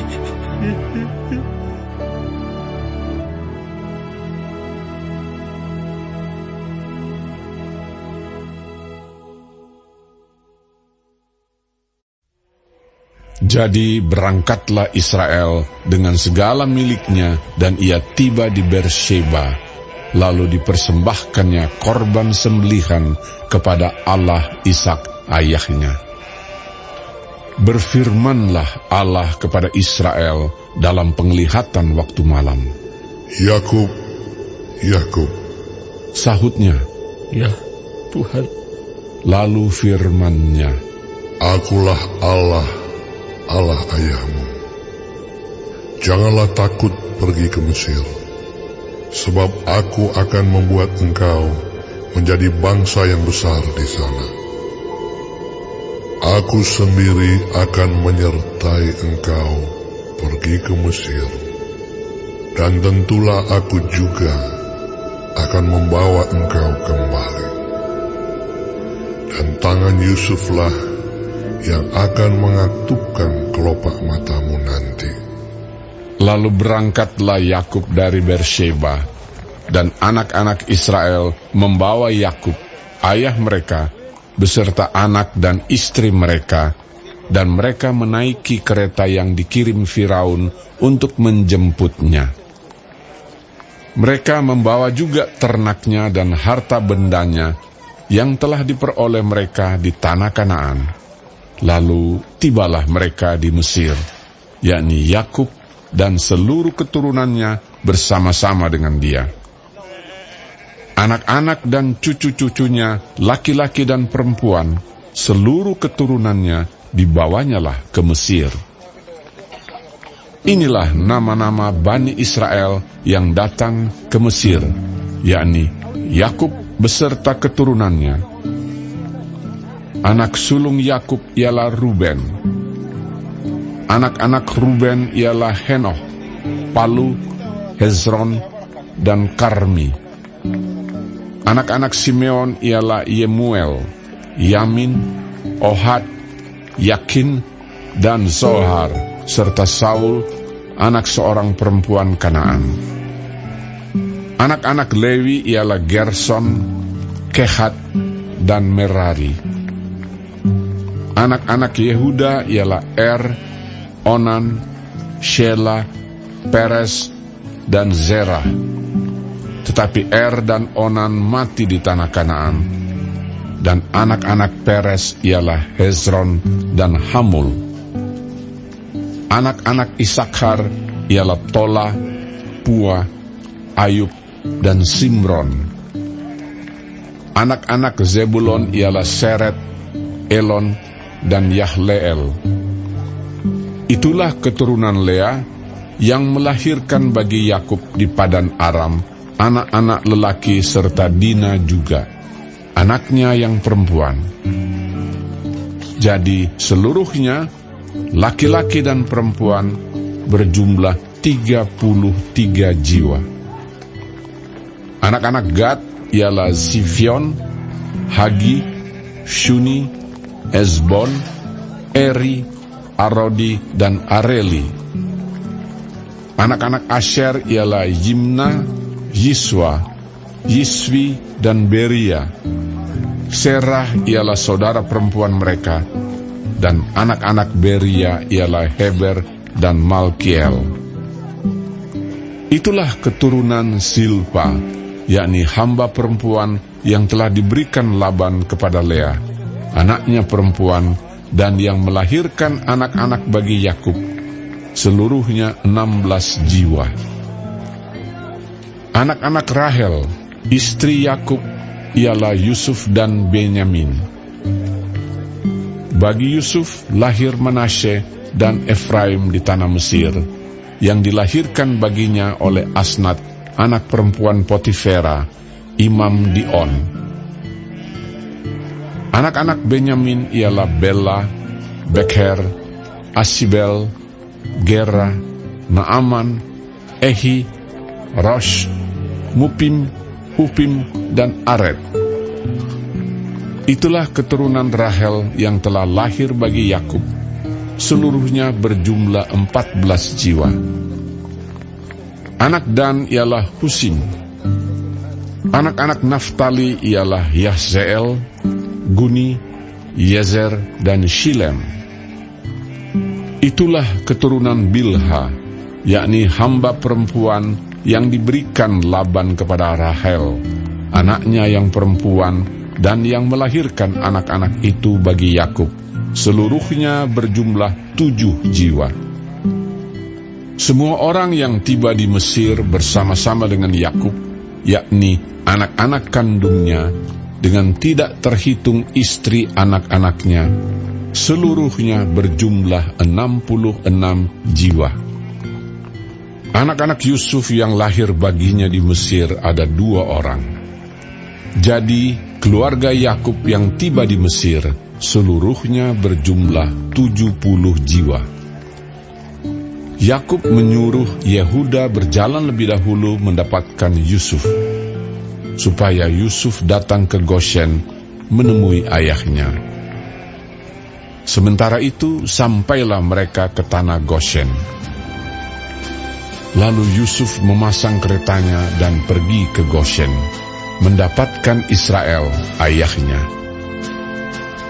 Ketika ia bertemu dengan dia, dipeluknya lah leher ayahnya dan lama menangis pada bahunya. Berkatalah Israel kepada Yusuf, "Sekarang bolehlah aku mati setelah aku lihat mukamu dan mengetahui bahwa engkau masih hidup." Kemudian berkatalah Yusuf kepada saudara-saudaranya dan kepada keluarga ayahnya itu, "Aku mau menghadap Firaun dan memberitahukan kepadanya, saudara-saudaraku dan keluarga ayahku yang tinggal di tanah Kanaan telah datang kepadaku. Orang-orang itu gembala kambing domba, sebab mereka itu pemelihara ternak, dan kambing dombanya, lembu sapinya, dan segala miliknya telah dibawa mereka.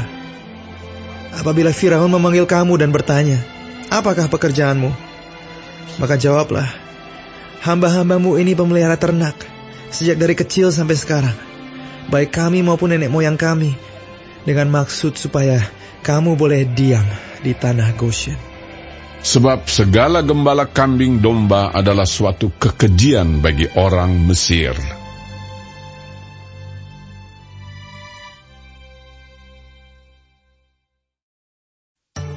Kemudian pergilah Yusuf memberitahukan kepada Firaun, "Ayahku dan saudara-saudaraku beserta kambing dombanya, lembu sapinya, dan segala miliknya telah datang dari tanah Kanaan, dan sekarang mereka ada di tanah Goshen." Dari antara saudara-saudaranya itu dibawanya 5 orang menghadap Firaun. Firaun bertanya kepada saudara-saudara Yusuf itu, "Apakah pekerjaanmu?" Jawab mereka kepada Firaun, "Hamba-hambamu ini gembala domba, baik kami maupun nenek moyang kami." Lagi kata mereka kepada Firaun, "Kami datang untuk tinggal di negeri ini sebagai orang asing, sebab tidak ada lagi padang rumput untuk kumpulan ternak hamba-hambamu ini. Karena hebat kelaparan itu di tanah Kanaan, maka sekarang izinkanlah hamba-hambamu ini menetap di tanah Goshen." Lalu berkatalah Firaun kepada Yusuf, "Ayahmu dan saudara-saudaramu telah datang kepadamu. Tanah Mesir ini terbuka untukmu. Tunjukkanlah kepada ayahmu dan kepada saudara-saudaramu tempat menetap di tempat yang terbaik dari negeri ini. Biarlah mereka diam di tanah Goshen. Dan jika engkau tahu di antara mereka orang-orang yang tangkas, tempatkanlah mereka menjadi pengawas ternakku." Yusuf membawa juga Yakub, ayahnya, menghadap Firaun. Lalu Yakub memohonkan berkat bagi Firaun. Kemudian bertanyalah Firaun kepada Yakub, "Sudah berapa tahun umurmu?"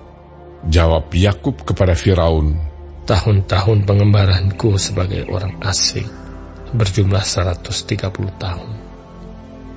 Tahun-tahun hidupku itu sedikit saja dan buruk adanya, tidak mencapai umur nenek moyangku, yakni jumlah tahun mereka mengembara sebagai orang asing."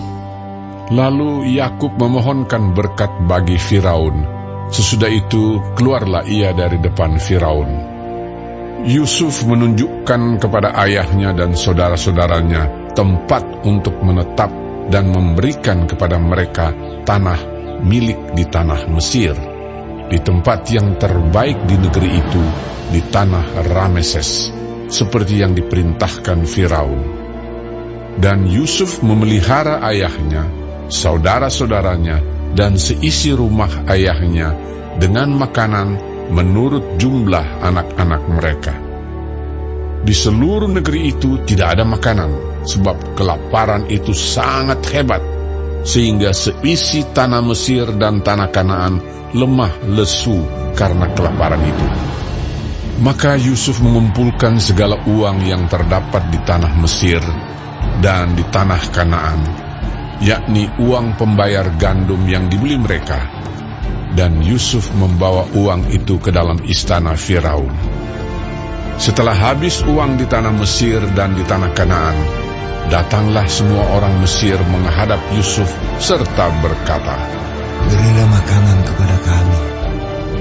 Mengapa kami harus mati di depanmu? Sebab tidak ada lagi uang." Jawab Yusuf, "Jika tidak ada lagi uang, berilah ternakmu. Maka aku akan memberi makanan kepadamu sebagai ganti ternakmu itu." Lalu mereka membawa ternaknya kepada Yusuf, dan Yusuf memberi makanan kepada mereka ganti kuda, kumpulan kambing domba, dan kumpulan lembu sapi dan keledainya. Jadi disediakannyalah bagi mereka makanan ganti segala ternaknya pada tahun itu. Setelah lewat tahun itu, datanglah mereka kepadanya pada tahun yang kedua, serta berkata kepadanya, "Tidak usah kami sembunyikan kepada tuanku, bahwa setelah uang kami habis, dan setelah kumpulan ternak kami menjadi milik tuanku, tidaklah ada lagi yang tinggal yang dapat kami serahkan kepada tuanku, selain badan kami dan tanah kami." Mengapa kami harus mati di depan matamu?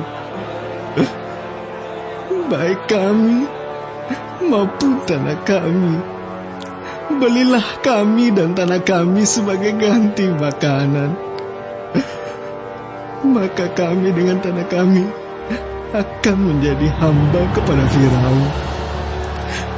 Berikanlah benih, supaya kami hidup dan jangan mati, dan supaya tanah itu jangan menjadi tandus. Lalu Yusuf membeli segala tanah orang Mesir untuk Firaun, sebab orang Mesir itu masing-masing menjual ladangnya, karena berat kelaparan itu menimpa mereka. Demikianlah negeri itu menjadi milik Firaun. Dan tentang rakyat itu, diperhambakannyalah mereka di daerah Mesir, dari ujung yang satu sampai ujung yang lain.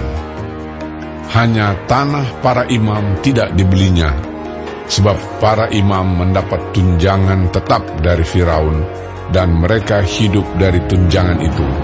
Itulah sebabnya mereka tidak menjual tanahnya. Berkatalah Yusuf kepada rakyat itu, "Pada hari ini, aku telah membeli kamu dan tanahmu untuk Firaun. Inilah benih bagimu, supaya kamu dapat menabur di tanah itu. Mengenai hasilnya, kamu harus berikan 1/5 bagian kepada Firaun, dan yang 4 bagian lagi, itulah menjadi benih untuk ladangmu, dan menjadi makanan kamu dan mereka yang ada di rumahmu, dan menjadi makanan anak-anakmu." Lalu berkatalah mereka, "Engkau telah memelihara hidup kami. Asal kiranya kami mendapat kasih Tuanku, biarlah kami menjadi hamba kepada Firaun." Yusuf membuat hal itu menjadi suatu ketetapan mengenai tanah di Mesir sampai sekarang, yakni bahwa 1/5 dari hasilnya menjadi milik Firaun. Hanya tanah para imam tidak menjadi milik Firaun. Maka diamlah Israel di tanah Mesir, di tanah Goshen, dan mereka menjadi penduduk di situ. Mereka beranak cucu dan sangat bertambah banyak. Dan Yakub masih hidup 17 tahun di tanah Mesir, maka umur Yakub, yakni tahun-tahun hidupnya, menjadi 147 tahun. Ketika hampir waktunya bahwa Israel akan mati, dipanggilnyalah anaknya Yusuf dan berkata kepadanya, "Jika aku mendapat kasih-Mu, letakkanlah kiranya tangan-Mu di bawah pangkal pahaku, dan bersumpahlah Apa engkau akan menunjukkan kasih dan setia kepadaku? Janganlah kiranya kuburkan aku di Mesir, karena aku mau mendapat perhentian bersama-sama dengan nenek moyangku. Sebab itu angkutlah aku dari Mesir, dan kuburkanlah aku dalam kubur mereka. Jawabnya, Aku akan berbuat seperti katamu itu. Kemudian kata Yakub, bersumpahlah kepadaku. Maka Yusuf pun bersumpah kepadanya. Lalu sujudlah Israel di sebelah kepala tempat tidurnya.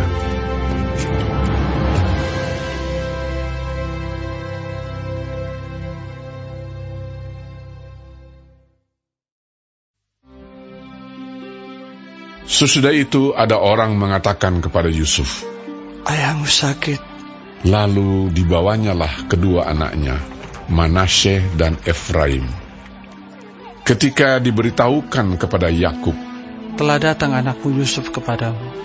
maka Israel mengumpulkan segenap kekuatannya dan duduklah ia di tempat tidurnya. Berkatalah Yakub kepada Yusuf, Allah yang Maha Kuasa telah menampakkan diri kepadaku di Luz, di tanah Kanaan, dan memberkati aku, serta berfirman kepadaku, Akulah yang membuat engkau beranak cucu, dan aku akan membuat engkau bertambah banyak, dan menjadi sekumpulan bangsa-bangsa. Aku akan memberikan negeri ini kepada keturunanmu untuk menjadi miliknya sampai selama-lamanya. Maka sekarang kedua anakmu yang lahir bagimu di tanah Mesir, sebelum aku datang kepadamu ke Mesir, akulah yang mempunyai mereka. Akulah yang akan mempunyai Efraim dan Manasye, sama seperti Ruben dan Simeon. Dan keturunanmu yang kau peroleh sesudah mereka, engkaulah yang mempunyai. Tetapi dalam pembagian warisan, nama mereka akan disebutkan berdasarkan nama kedua saudaranya itu. Kalau aku pada waktu perjalananku dari Padan, aku kematian Rahel di tanah Kanaan di jalan, ketika kami tidak berapa jauh lagi dari Efrata, dan aku menguburkannya di sana, di sisi jalan ke Efrata, yaitu Bethlehem. Ketika Israel melihat anak-anak Yusuf itu, bertanyalah ia, siapakah ini? Jawab Yusuf kepada ayahnya, Inilah anak-anakku yang telah diberikan Allah kepadaku di sini. Maka kata Yakub, dekatkanlah mereka kepadaku, supaya aku berkati mereka. Adapun mata Israel telah kabur karena tuanya, jadi ia tidak dapat lagi melihat. Kemudian Yusuf mendekatkan mereka kepada ayahnya, dan mereka dicium serta didekat oleh ayahnya. Lalu berkatalah Israel kepada Yusuf, tidak kusangka-sangka bahwa aku akan melihat mukamu lagi. Tetapi sekarang Allah bahkan memberi aku melihat keturunanmu. Lalu Yusuf menarik mereka dari antara lutut ayahnya, dan ia sujud dengan mukanya sampai ke tanah. Setelah itu Yusuf memegang mereka keduanya, dengan tangan kanan dipegangnya Efraim, yaitu di sebelah kiri Israel, dan dengan tangan kiri Manasye, yaitu di sebelah kanan Israel. Lalu didekatkannyalah mereka kepadanya. Tetapi Israel mengulurkan tangan kanannya dan meletakkannya di atas kepala Efraim, walaupun ia yang bungsu dan tangan kirinya di atas kepala Manasye, jadi tangannya bersilang, walaupun Manasye yang sulung. Sesudah itu diberkatinyalah Yusuf, katanya, nenekku dan ayahku, Abraham dan Ishak, telah hidup di hadapan Allah. Allah itu sebagai Allah yang telah menjadi gembalaku selama hidupku sampai sekarang, dan sebagai malaikat yang telah melepaskan aku dari segala bahaya. Dialah kiranya yang memberkati orang-orang muda ini, sehingga namaku serta nama nenek dan bapakku, Abraham dan Ishak, termasyhur oleh karena mereka, dan sehingga mereka bertambah-tambah menjadi jumlah yang besar di bumi. Ketika Yusuf melihat bahwa ayahnya meletakkan tangan kanannya di atas kepala Efraim, hal itu dipandangnya tidak baik. Lalu dipegangnya tangan ayahnya untuk memindahkannya dari atas kepala Efraim ke atas kepala Manasye. Katanya kepada ayahnya, "Janganlah demikian, ayahku, sebab inilah yang sulung. Letakkanlah tangan kananmu ke atas kepalanya." Tetapi ayahnya menolak, katanya, "Aku tahu, anakku, aku tahu. Ia juga akan menjadi suatu bangsa, dan ia juga akan menjadi besar kuasanya. Walaupun begitu, adiknya akan lebih besar kuasanya daripadanya, dan keturunan adiknya itu akan menjadi sejumlah besar bangsa-bangsa." Lalu diberkatinyalah mereka pada waktu itu, katanya, "Dengan menyebutkan namamu lah orang Israel akan memberkati. Demikian Allah kiranya membuat engkau seperti Efraim dan seperti Manasye." Demikianlah didahulukannya Efraim daripada Manasye. Kemudian berkatalah Israel kepada Yusuf, "Tak lama lagi aku akan mati, tapi Allah akan menyertai kamu dan membawa kamu kembali ke negeri nenek moyangmu. Dan sekarang aku memberikan kepadamu sebagai kelebihanmu daripada saudara-saudaramu suatu punggung gunung yang kurebut dengan pedang dan panahku dari tangan orang Amori."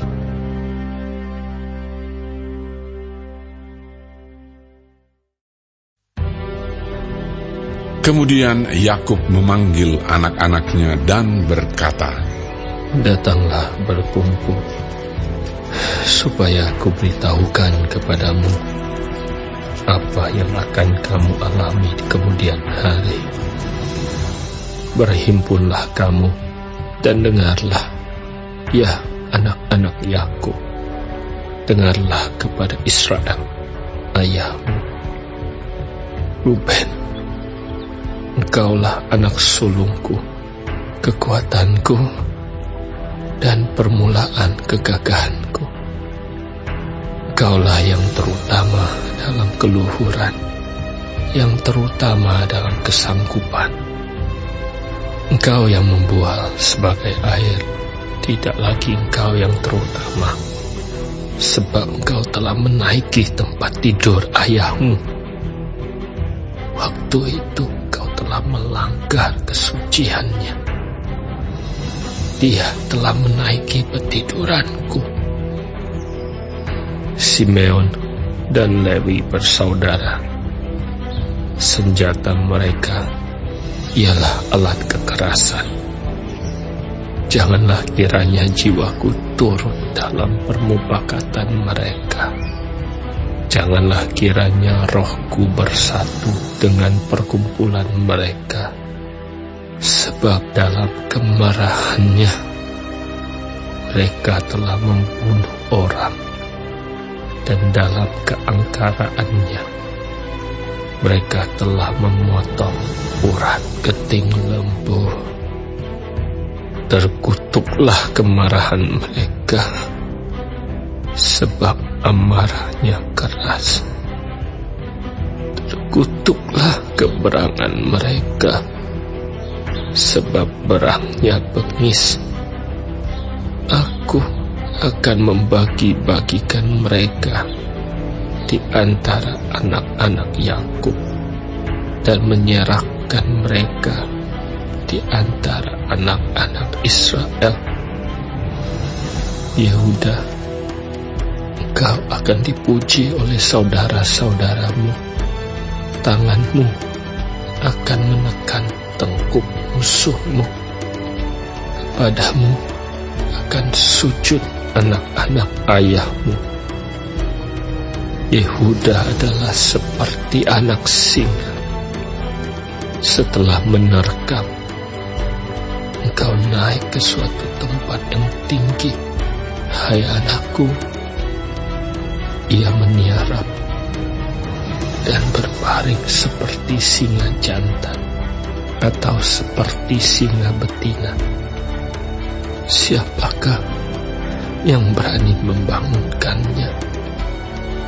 Tongkat kerajaan tidak akan beranjak dari Yehuda, ataupun lambang pemerintahan dari antara kakinya, sampai dia datang yang berhak atasnya, maka kepadanya akan takluk bangsa-bangsa. Ia akan menambatkan keledainya pada pohon anggur, dan anak keledainya pada pohon anggur pilihan. Ia akan mencuci pakaiannya dengan anggur, dan bajunya dengan darah buah anggur. Matanya akan merah karena anggur, dan giginya akan putih karena susu. Zebulon akan diam di tepi pantai laut. Ia akan menjadi pangkalan kapal, dan batasnya akan bersisi dengan Sidon. Isakar adalah seperti keledai yang kuat tulangnya, yang meniarap di apit bebannya. Ketika dilihatnya bahwa perhentian itu baik dan negeri itu permai, maka disendengkannyalah bahunya untuk memikul, lalu menjadi budak Rodi. Adapun Dan, ia akan mengadili bangsanya sebagai salah satu suku Israel. Semoga Dan menjadi seperti ular di jalan, seperti ular beludak di denai yang memakut tumit kuda, sehingga penunggangnya jatuh ke belakang. Aku menanti-nantikan keselamatannya daripadamu, ya Tuhan. Kan ia akan diserang oleh gerombolan, tetapi ia akan menyerang tumit mereka. Asher, makanannya akan limpah mewah, dan ia akan memberikan santapan raja-raja. Naftali adalah seperti rusa betina yang terlepas. Ia akan melahirkan anak-anak indah. Yusuf adalah seperti pohon buah-buahan yang muda. pohon buah-buahan yang muda pada mata air. Dahan-dahannya naik mengatasi tembok. Walaupun pemanah-pemanah telah mengusiknya, memanahnya dan menyerbunya, namun panahnya tetap kokoh dan lengan tangannya tinggal liat.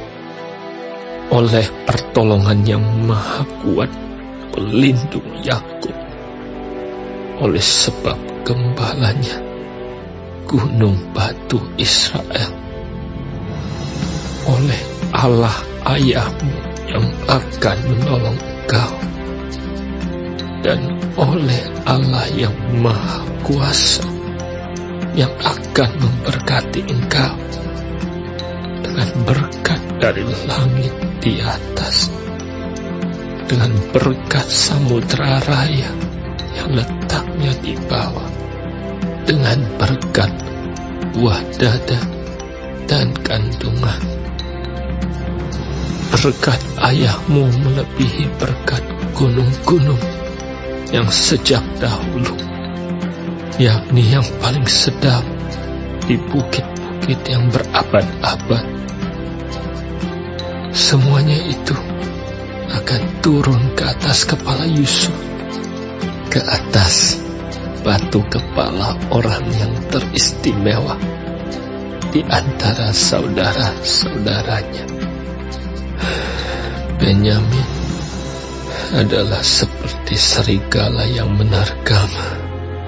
Pada waktu pagi ia memakan mangsanya, dan pada waktu petang ia membagi-bagi rampasannya. Itulah semuanya suku Israel, 12 jumlahnya. Dan itulah yang dikatakan ayahnya kepada mereka ketika ia memberkati mereka. Tiap-tiap orang diberkatinya dengan berkat yang diuntukkan kepada mereka masing-masing. Kemudian berpesanlah Yakub kepada mereka, apabila aku nanti dikumpulkan kepada kaum leluhurku, kuburkanlah aku di sisi nenek moyangku dalam gua yang di ladang Efron orang Het itu, dalam gua yang di ladang Makpela di sebelah timur Mamre di tanah Kanaan, ladang yang telah dibeli Abraham dari Efron orang Het itu untuk menjadi kuburan milik. Disitulah dikuburkan Abraham beserta Sarah istrinya.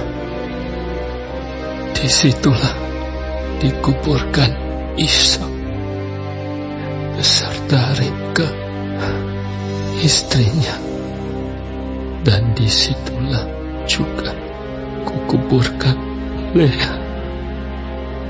Ladang dengan gua yang ada di sana telah dibeli dari orang Het. Setelah Yakub selesai berpesan kepada anak-anaknya, ditariknyalah kakinya ke atas tempat berbaring, dan meninggallah ia. Maka ia dikumpulkan kepada kaum leluhurnya.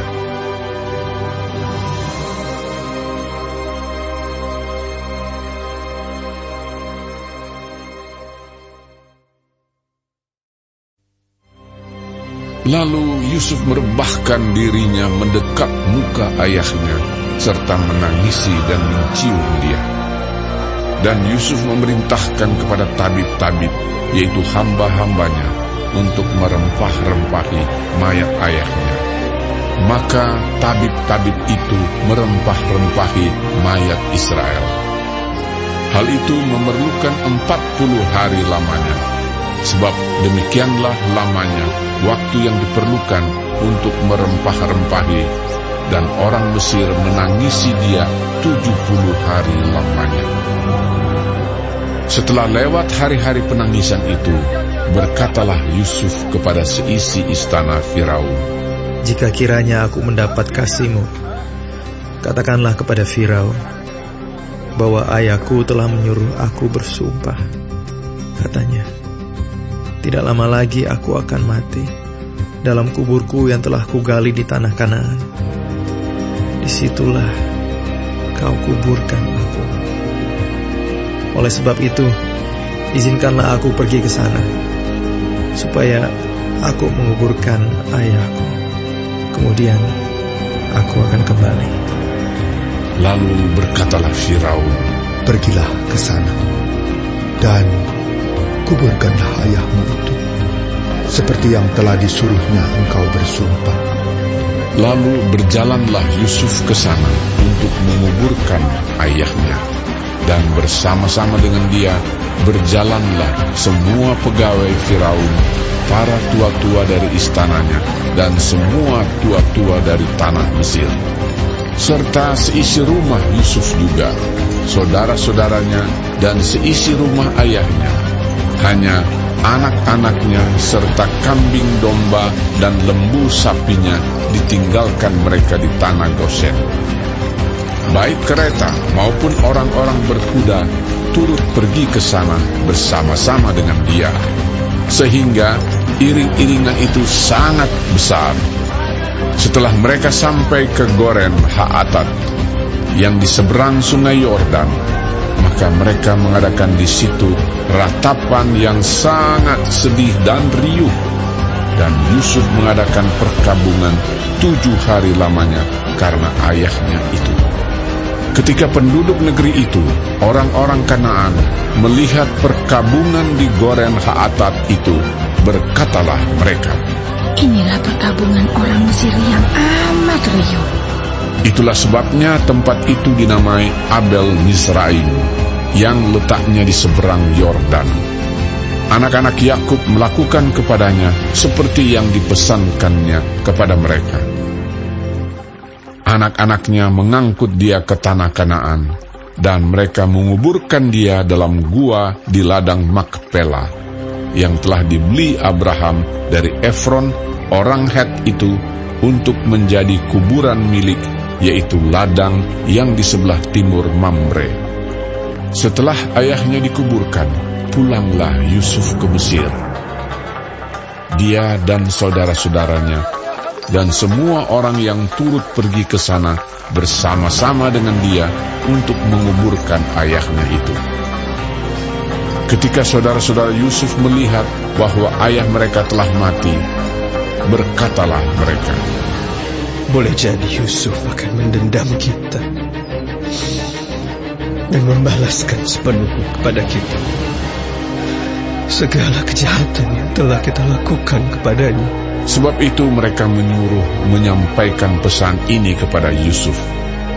"Yusuf, sebelum ayahmu mati, ia telah berpesan, beginilah harus kamu katakan kepada Yusuf, ampunilah kiranya kesalahan saudara-saudaramu dan dosa mereka, sebab mereka telah berbuat jahat kepadamu.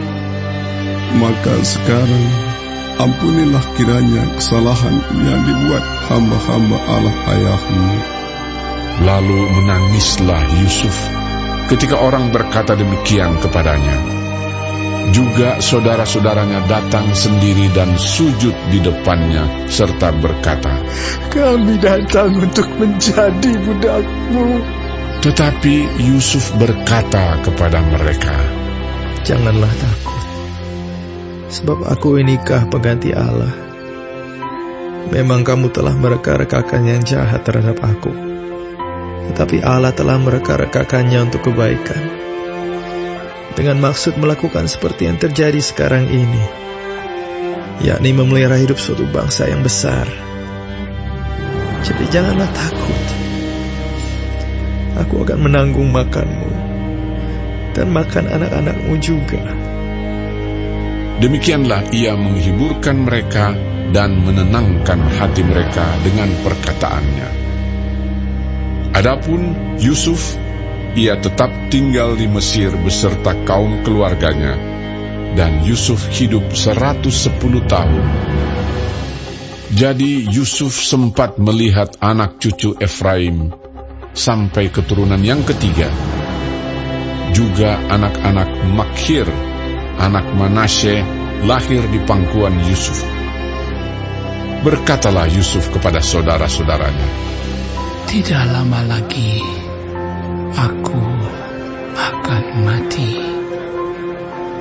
Tentu Allah akan memperhatikan kamu dan membawa kamu keluar dari negeri ini ke negeri yang telah dijanjikannya dengan sumpah kepada Abraham, Ishak, dan Yakub." Lalu Yusuf menyuruh anak-anak Israel bersumpah, katanya, "Tentu Allah akan memperhatikan kamu. Pada waktu itu, kamu harus membawa tulang-tulangku dari sini." Kemudian matilah Yusuf, berumur 110 tahun. Mayatnya dirempah-rempahi dan ditaruh dalam peti mati di Mesir.